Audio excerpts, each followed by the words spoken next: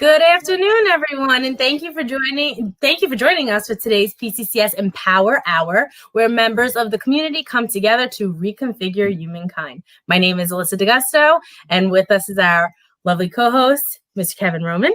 Good morning. And today we have a really great friend of PCCS, Lindsay Hyland. Hey. Hello.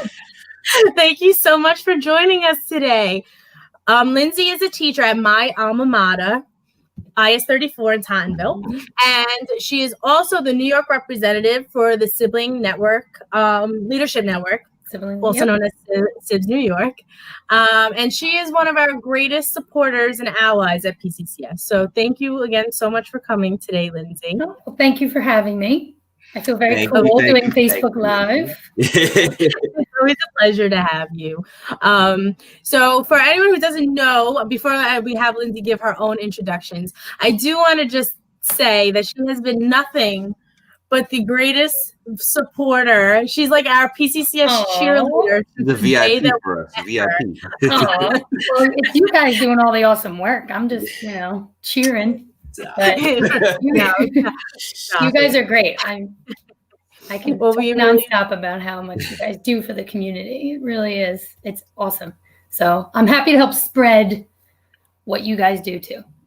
Thank you. That's awesome. So Lindsay, to get started, can you tell us about yourself? Tell us about your life. Sure. Well, let's see. I live here on Staten Island. I grew up here. I am a teacher, like you said, at IS-34. I've been teaching for almost 20 years.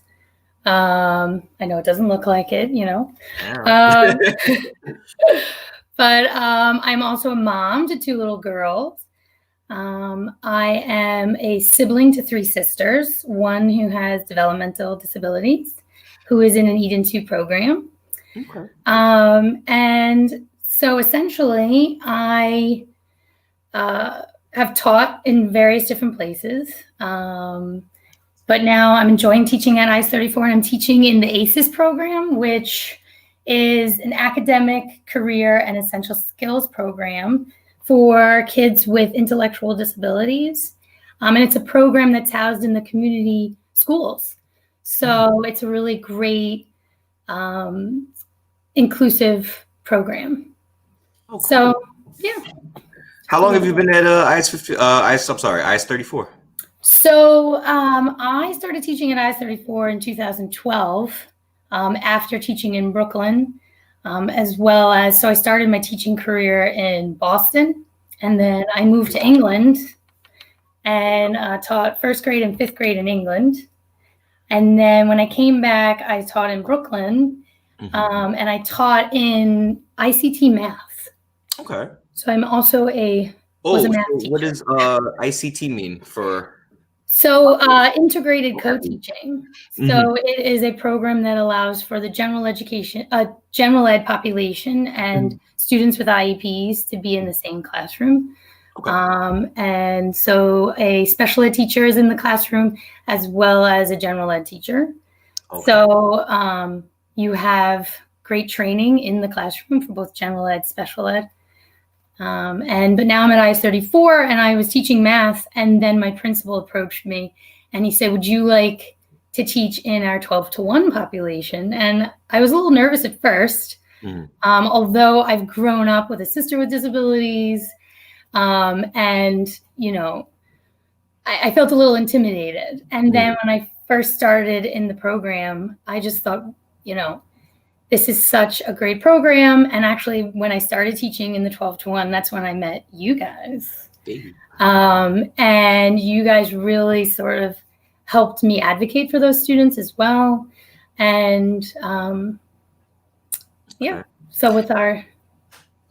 when you say 12-to-1 versus like an ICT, so what does that look like, a 12-to-1 versus an ICT? So typical classrooms, ICT and general ed have about 26 to 30 children per 1 to 2 teachers. And my classroom has 12 students with 1 teacher. Gotcha. So the ratio is just different, and it allows for a smaller environment, more specific teaching to the needs of the students in the class. Okay, got you. Okay. I just want to take a brief aside. England, huh? Yeah. So how did you feel? How did you feel the difference was between an English, British, I guess, education system versus ours? Like, how did? You know, it was actually very similar to ours because they also were basing their system off the Australia system. So the training that went on in Australia, we were using in New York City, which I also happened to be using in England. So it was actually pretty similar, and kids are kids, even with just cute different accents. They're just, little That was probably so cute. They have similar needs, and it was really a great learning experience, and working with all different kinds of kids, and I brought back a lot of what I learned there here. So yeah, it was really neat, and I got to travel a lot. That's kind of why I went, so that it would be easier to hop over to a different country. Right there, right? You can bus to like 4 different countries. Yeah, like, you like it. You could fly to Ireland for like $50, and it was like flying to Boston. So it was great. So you get to meet a lot of people when you're traveling, and different types of people, and it was really a great experience. That's very cool. Yeah. That's very cool. So now you have experience in both those 12-to-1 and an ICT. So now, after being kind of nervous initially getting into it, now how do you feel after however many years doing it? So, you know, the ACES program that I'm in now, that this will be my 2nd year, I absolutely love the program. Not only is it a program that they want to have kids with intellectual disabilities in a community school, so it's inclusive off the bat. The idea of it is inclusive. It's saying we want any type of kid in the neighborhood to go to their regular school with their brothers, sisters, their friends. They don't have to be secluded or bussed away, even though they have an intellectual disability. That in itself, the fact that, you know, IS-34 can cater to any need of a child, that in itself was so great.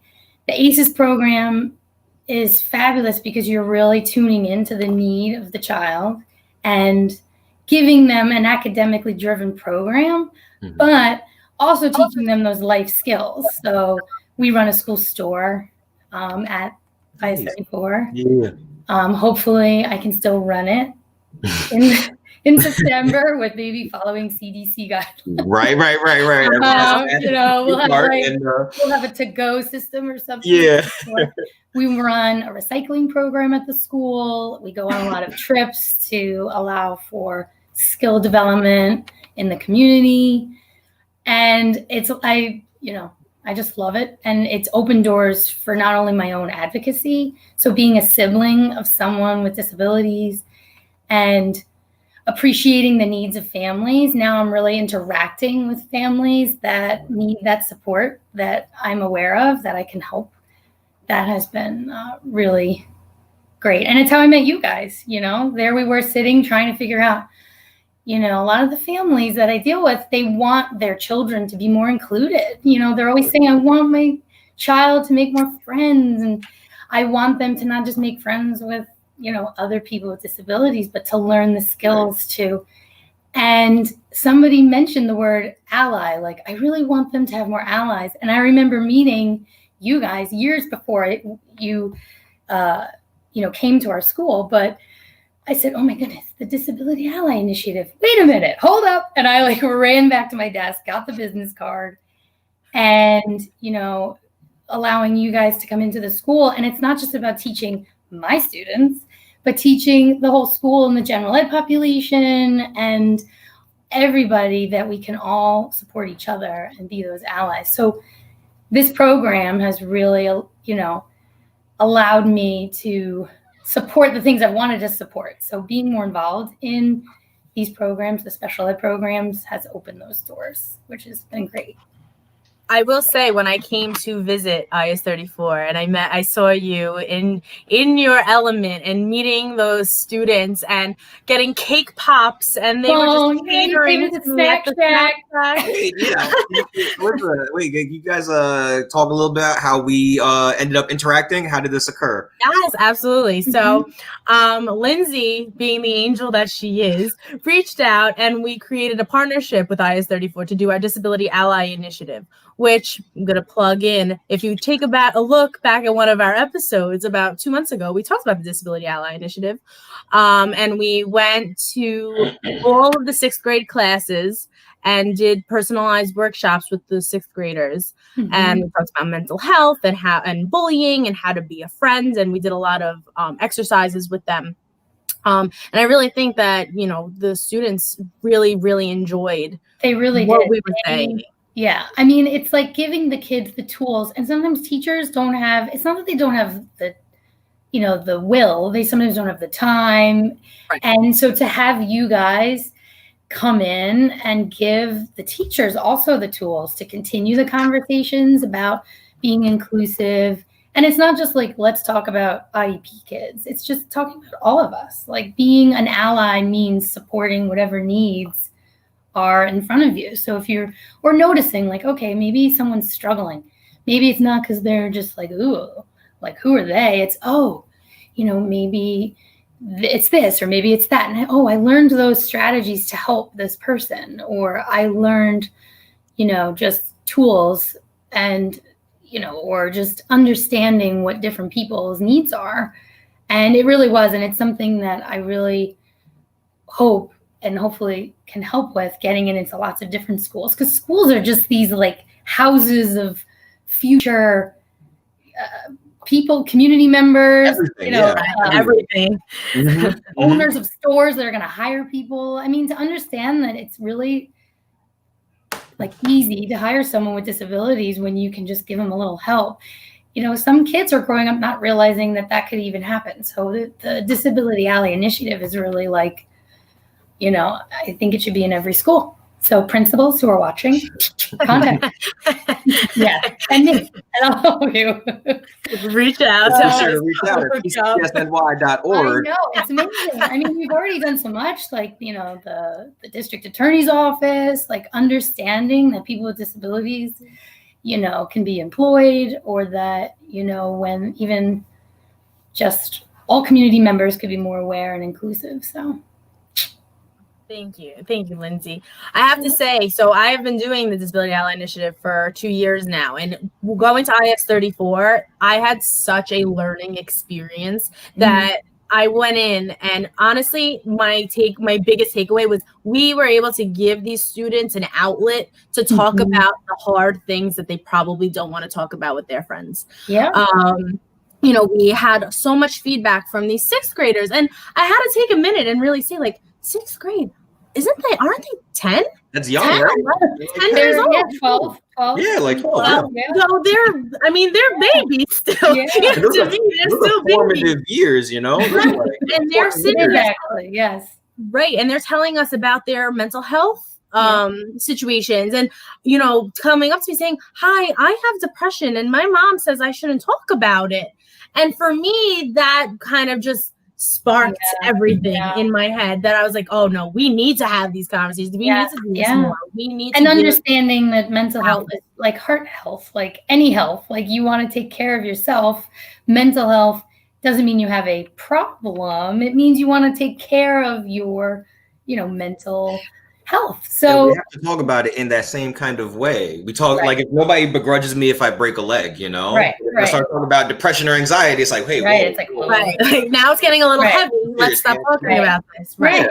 And so that's why, I mean, that, it puts everybody on the same playing field. When you talk about being an ally to people, it's not just an ally to somebody in the 12-to-1 programs. It's about being an ally and supporting people around you, and finding out what you need You know, like, what do I need to be successful or to learn? Especially now, everyone learns in a different way. It's something I'm grateful for now, is that teachers are learning about all the different needs of the classroom. It's not just like general ed is all the same. I mean, even within general ed populations, you have a variety of needs and strengths, you know, like who learns in this type of way, who learns in that type of way. So getting kids to understand that, like metacognitively knowing what you need, is also a great part of that program too. I think it's really interesting. I mean, I've been out of the school system for some time, and I didn't, you know, back in the day, it was not nearly as inclusive to people with disabilities. It was like literally exclusive. Like they had their class, we had our class. Right.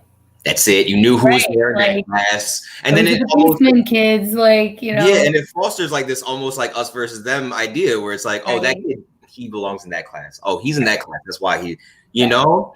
And it's really interesting to see this kind of like development, not just obviously in like our field specifically in disabilities, but even the education system and everything, kind of growing more. Right. And the education system, I mean, it's huge. It's what's going to link kids to appreciate inclusive communities. You know, my sister right now, so I'm one of 4 girls. My sister Julia, who's born after me, we share the middle, was born with developmental disabilities. And so, you know, that obviously was just a natural way that I became involved in a lot of what I do. And long story short, she has been, you know, we're grateful enough that she got into a community residence in Bull's Head here on Seno. Nice. And she, it's through AHRC, which is an agency that supports families of people with disabilities. So she lives in this beautiful community residence, like amongst all other homes. And what's so wonderful about these community residences is that it's just a natural introduction to all different types of people living in your community. So, you know, the neighbors are getting to know this house, and Julia is a part of the community. And some of her housemates work. They work in the hospital, you know, so they're inclusive in all that. So it's allowing for, you know, kids at a younger age to start to realize that we can have these inclusive communities when your schools are sort of mirroring the community, and communities are mirroring schools. So when kids see that it's not this or them, like you were mentioning before, that in my classroom, I have all different types of people. And then I go and buy a home in a community where there's all different types of people. And when you're younger, the reason why I love the initiative is that it's giving kids the tools to advocate for those people, not just be like, all right, I like you as my neighbor, but actually like, oh, I want these people to be successful, and they might need this to do it, and I need this to be successful, but helping those. So, you know, that's why that's such a great initiative, and it's why I got involved in a lot of what I do for siblings. So, you know. Yeah, talk a little bit about that. Yeah. So, you know, growing up, being Julia's sister, you know, for a while it was just, okay, Julia's my sister. Like, you know, there's nothing. So she did this and that, but it didn't feel different. When I got older, I realized Julia needed more. And so long story short, I've learned how siblings have a variety of different needs in different stages of their life. And for a while, the support, when you thought about family support, you think, okay, moms and dads need help. Teachers who are teaching these children need help. And that was really big. Like, family support meant the providers get the support and the moms and dads. But the siblings who are kind of on this ride with their siblings also need some support. When you're younger, you don't understand the disability, or you might be embarrassed, you know, like, why is my sister shouting garbage in aisle 7 of the grocery store? I just want some cereal and a lollipop, and now it's a thing. You know, like, there's just, you know, and so there's different, you know, and then as you get older, you know, it becomes maybe caretaking issues. So you might be a part of decision making for your sibling that you wouldn't be for other siblings. So, you know, or your parents pass on and you're taking on the role of a parent. So there's a slew of different needs that from birth to death that siblings need to. And so I got involved when I came back from England. My parents really sort of took on all those advocacy roles. From the get-go, they sort of said, we just want you to be Julia's sister. We'll include you in planning and we'll include you in decision-making, but we're not going to force you to take on roles. It's nice that they had that you all had the ability to do so. That's nice, Right. And I think that stemmed from my parents getting a lot of support. So, they were always reaching out, asking for help. So support for them also meant support for me, but they kind of took that on. They utilized a lot of respite supports for Julia so we could do things because they understood that, they wanted us all to have sort of our own little individual lives instead of it always focusing around the real need for Julia. So when I came back, Julia's in this beautiful community residence and she's in this great Eat Into program and she's sort of set. But then I was like, what happens if you guys go poof? Like, what? I need you guys to talk to me about. Let's talk about this now. What future planning? You're like, I know you did everything, but what if something happens? Like, I want to feel like I know how to help Jules keep what she has. Right. So they encouraged me to join the sibling committee at AHRC, where I met other siblings. And it's a committee that helps educate other siblings, provide supports for siblings. That being on that committee led me to the Sibling Leadership Network. So someone said, there's this Sibling Leadership Network. It's a national network that is all to support SIBs.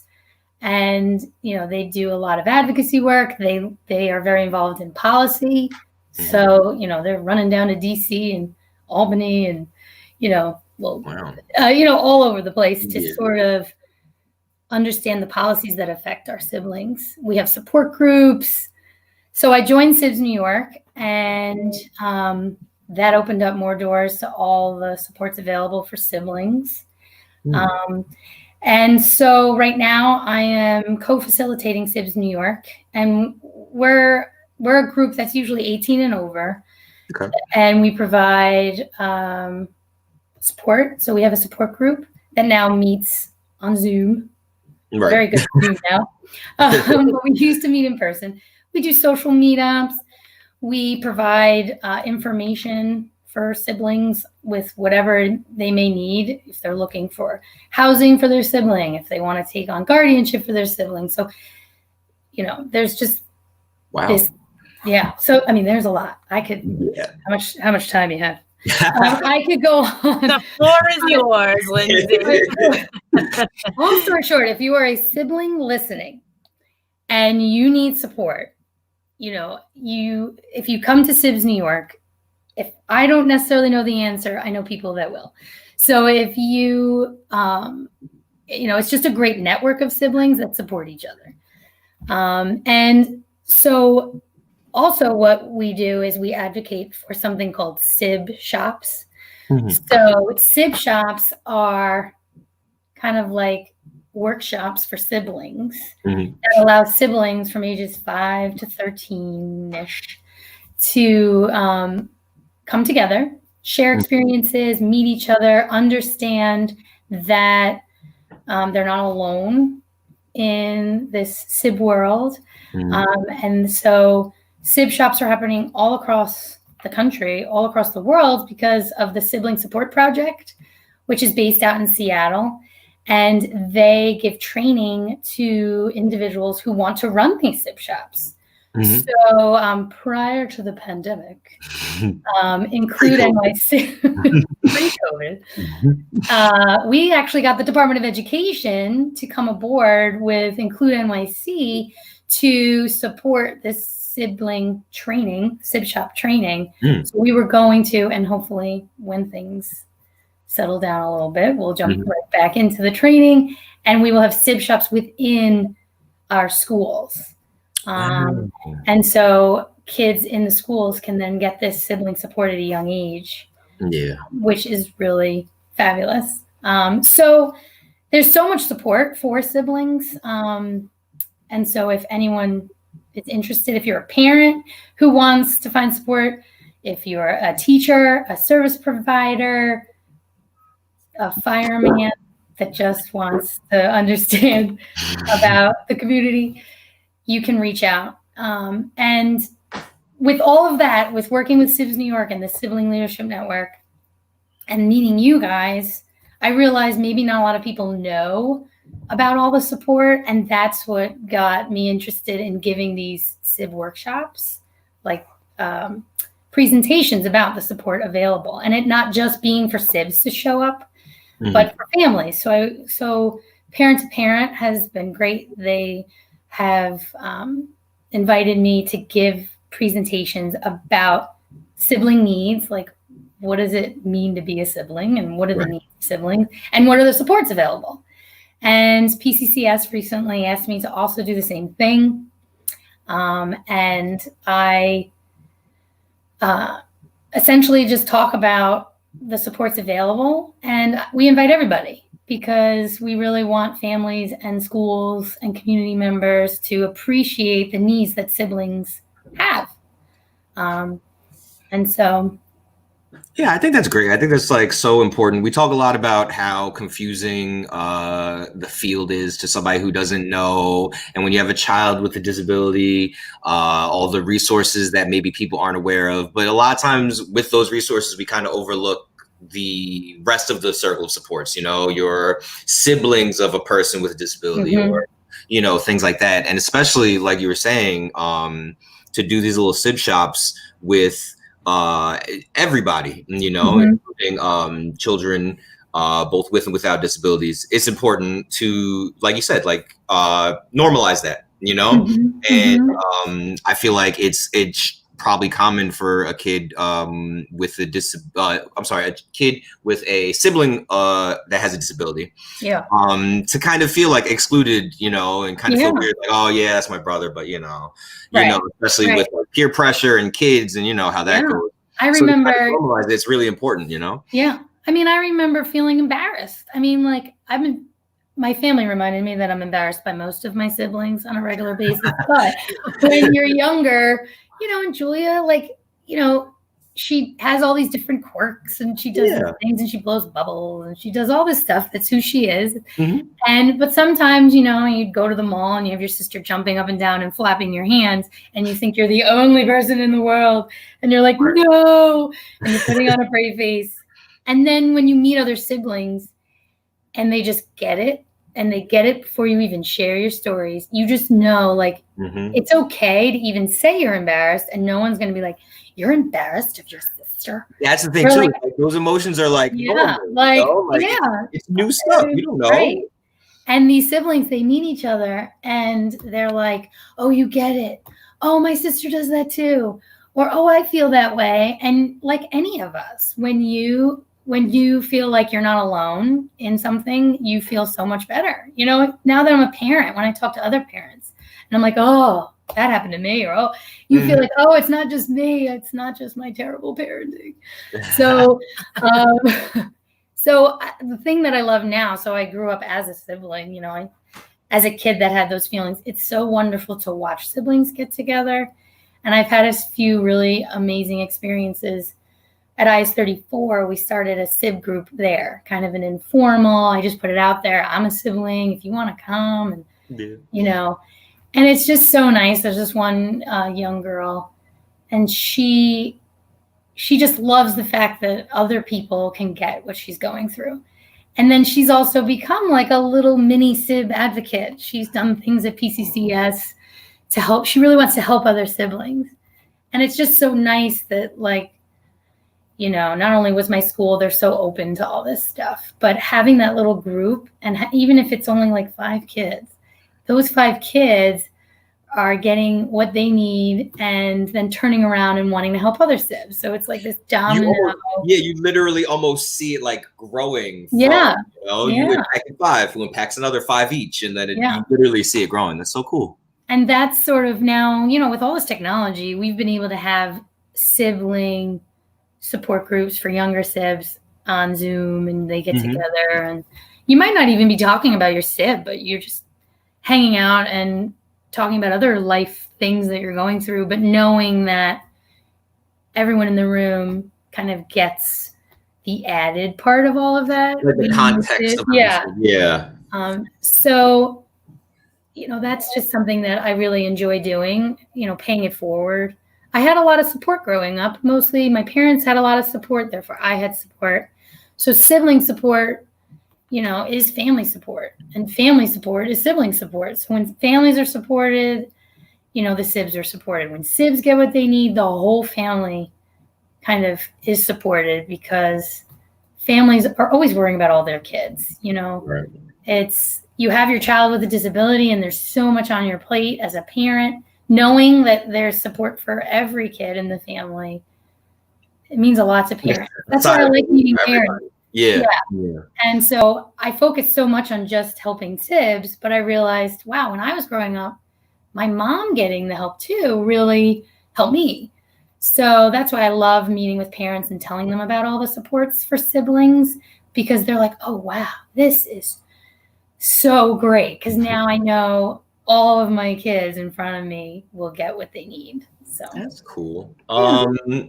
Now, so as we had mentioned, pre-COVID, post-COVID, all these pandemic things that we're on, how has SIBS New York and that whole organization, you mentioned you're doing virtual sessions now.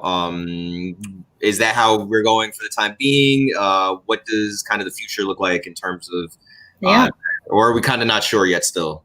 Well, in the beginning, SIBS New York met in Manhattan. And then when this all happened, we started meeting monthly on Zoom. Mm-hmm. But the silver lining of that was that more siblings showed up. So here we are, like, oh my goodness, pandemic. Right. Like, no one's going to get their support. But actually, people who couldn't make it into Manhattan physically are now getting interaction. Right. And so there's something about physical being together, and we miss that tremendously. However, people are able to sort of, get support from anywhere. We had some people from Japan recently on our support, siblings from Japan, which was very cool. Wow. Watashi wa no name wa Lindsay. I know a little Japanese. But so we actually realized that even when this goes back to normal and we can all meet up, we're still going to have support group meetings on Zoom, because it just brought more people. It brought me. I couldn't make it into Manhattan all the time either. So, and then we realized, wow, actually, we could bring people in as guest speakers. So maybe even like PCCS, we can have you guys come and talk about your supports to our meeting. And we realized, so, all right, this whole pandemic thing stinks, but the silver lining is we're reaching more people through this technology. And I started to think about, maybe I should do some of those parent family workshops right here. And a lot of families can't make it in. When you really think about it, it's really hard to go somewhere. You have to find babysitting, or even bringing your kids. That can be anxiety ridden. But when you're home and you can, easily get to the computer, we can really do a lot more using this technology. And so I think I'd love, so whoever's listening, I mean, like a parent family workshop, I would love to give a whole presentation about what siblings go through, supports that are available to every stage of life for a sibling, what supports are available in schools. So, service providers can listen in. So that's kind of the future of support, is going to be a little mix of both. I mean, in-person support, we all miss kind of hanging out, meeting each other, and you can meet people. But I would love to do more of the online workshops. I think there's definitely, I like to ask people, what their transition looks like and their jobs and everything like that, because I think there definitely is a silver lining that we all kind of learn from this kind of difficult transition. Yeah. And that's something that, you want to take away those good points. Like, okay, we can come back to, public society, we can have our workshops and everything, but you know what? Actually, a virtual session still kind of works. We should. Yeah. Or having a mix, like there's so many families who are like, I missed that workshop, or recording it. So if we do it in person, recording it, now we have so many platforms. that can record, and people are becoming more familiar with technology. We kind of were forced to. Yep. And I mean, everyone knew Zoom. Yeah, I know. Oh, okay. I never knew how to use. I mean, I'm older than I look, but that's also why I'm not always amazing with technology. But I am glad that I sort of got more familiar with it. Because Alyssa, you said yourself how we can really record the Disability Ally Initiative and allow for teachers to use it in their Google Meets and their Google Classrooms, and we can get it out even to more schools, because you might not be able to in person get to the school, but we can still provide the tools for the teachers and reach more kids on using that. So absolutely. I think we've become such a flexible society now too. The Disability Ally Initiative is something that's been done in person for 5 years, and now we're like just really thinking outside the box, but to such a limited capacity. Like, all we can do is be behind the screen, so how do we make this work? Right. Yeah. So teachers, if you're watching, principals, PTA, please reach out. We've got most of the program online, I feel.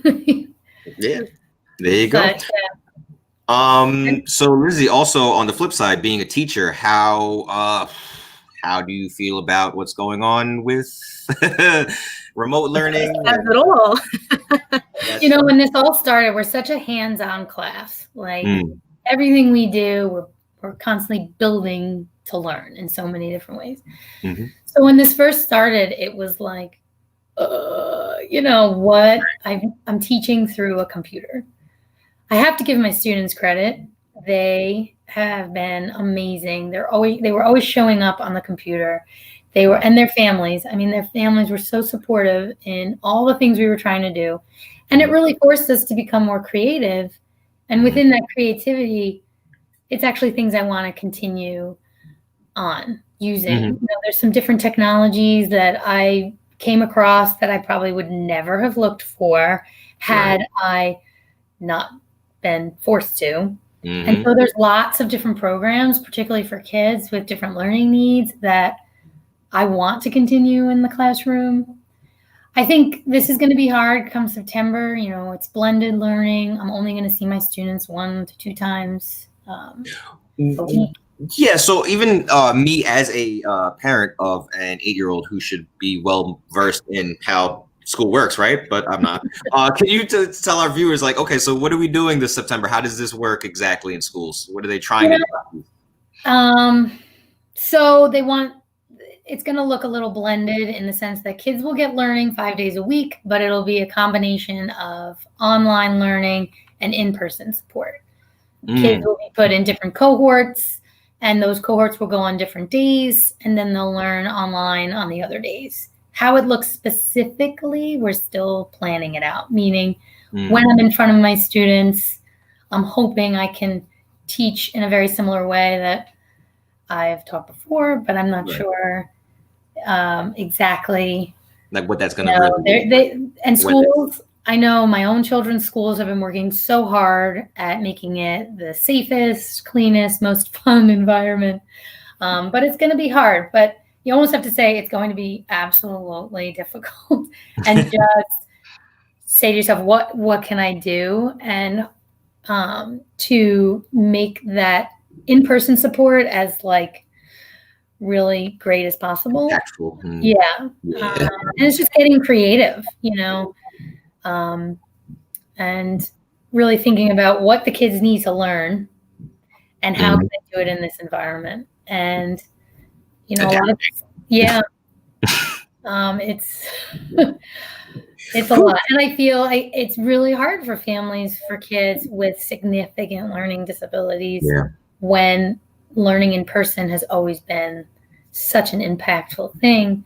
But the families that I've worked with, they are doing I've called them my co-teachers, you guys. And it's just going to have to be a partnership between families and teachers, which, I mean, maybe this is highlighting a lot of what schools really need. A lot of families they're saying like schools are great. They're so important. We need our schools. So maybe this is a chance where, schools will get more support. They'll get more. You would hope, right? Like it's one of those you don't know what you got till it's gone kind of situations. Yeah. Like, okay, now we're gonna get back to it. Let's put some into it, Yeah. Like, a lot of families didn't know how to support schools, and then they were like, "Oh wow, you don't even have to spend any money, but I can be a partner with my child's teacher." Some families were intimidated by that. They're like, "Oh, like I don't know how to do more." And this course, there I am, like in their living room on this computer, and they were, they were just there, there with their child, supporting them. And, even when we go back to school, it's just being in more communication with your teachers, with the schools, and just knowing what your child is learning and how you can support them at home. I think that really kind of, and using other support systems too, it highlighted finding those supports, if that makes sense. It forced parents to say, okay, like how can I it forced them to ask for help, because it's really hard to ask. Yeah. Like it really is. It is. It's harder than you think to ask for help. And I was proud of my parents that I work with when they were like, help. And I'm like, good, like, it's okay to ask for help. So, I think that definitely helps out. It kind of almost equalizes the playing field. We kind of got in a situation where even the Department of Education was like, okay, I don't know what we're doing. Let's figure it all out together, And the parents were like, oh, the school system doesn't know either. Oh, this is great. Let's figure it out, and kind of working together to kind of, figure out what this is going to look like, I know. I always try. It's not been easy. And so many families, especially, lots of families don't have the support in their home. Like internet, a good computer, because, they might not have needed it at home. Or they didn't have access. And that's been highlighted, what learning's not just in the school building. And that goes for, my students with special needs. It goes for everybody. We realized like they went to school and they learned, and then they came home, but we kind of realized that learning happens everywhere, and it can happen everywhere. And it should happen everywhere.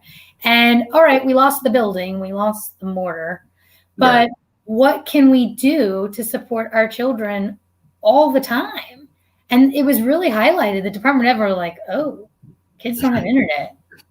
Oh, that's like equity issues, if we want our kids to move forward, it's not just about the school building at all.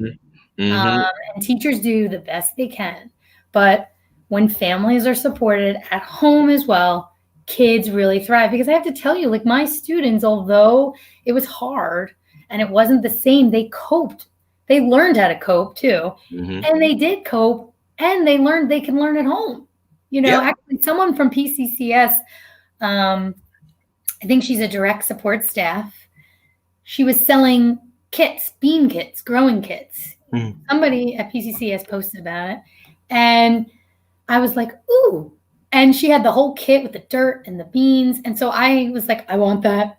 And I got them for my students, and they grew these string beans at home, and their families were like, we did a whole healthy eating unit. Nice. They learned about eating healthy at home, because that was one of the issues. Here we are, pandemic, just shoving. Oh yeah, 100%. Same, yeah. It became this like, all right, like here they are learning about the life cycle of plants. They're growing beans. Maybe I wouldn't have done that in class, but the families were getting the support from me to learn in their home. I think we need to continue that. I think, once school ends, the pandemic, it's like we get a little back to normal and we're less at home. We have to keep up with supporting families at home and really knowing what they need at home. All these things that will help them, especially students with special needs. More parent training or accessible training for parents, because they were getting it. Those support staff, like my speech teachers, OT, PT, they were training the parents on what to do at home. And although I know a lot of them did that anyway, a lot of people are supporting families, but this really highlighted the need for it to be known for every kid in New York City. Like every kid with special needs, we need to give those families the tools to support, at home. even when they go back to fully in school, knowing that they can continue those skills at home. I mean, it highlighted it for me too. Like, how can I make sure my students continue that awesomeness they just had at home? Right.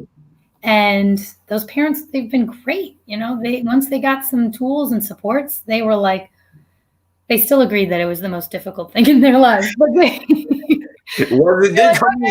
but they were aware of the support, and they were aware of how influential they can be with their child's learning too. So, you know, I think that we've been in such a time. I mean, speaking for myself, I'm 34 years old, so I remember specifically not having a cell phone growing up. You know, I remember what school looked like in the 90s and the early 2000s. Typewriters, no. You know, right. You know, I had typewriters in school.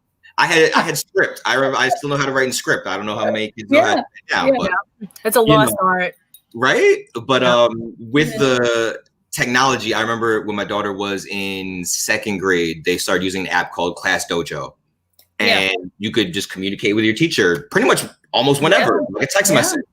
And it was just mind-blowing to me. I loved it. It was great. And it really made me as a parent feel included in what was going on with Harley, my daughter, as well as on the flip side. Like the teacher knew, you know, if Harley wasn't in or she was still sick, hey, how's she doing? You know, everything's going to be okay.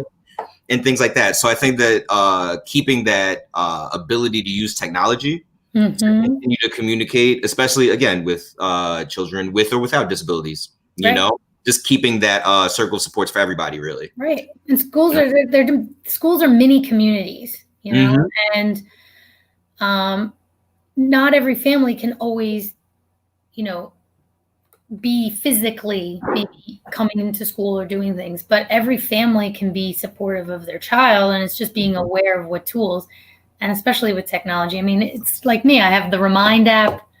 I'm always sending families things. It's so much easier to just be able to send them supports. I mean, I'm always sending them PCCS stuff because you guys do so many family support things. I love it. You know, so you know, hard days ahead. I think it's going to be hard. But if every family, if you're listening, you know, as a teacher, just being in connection with that teacher and your school as best you can, and asking for help, being okay with asking for help.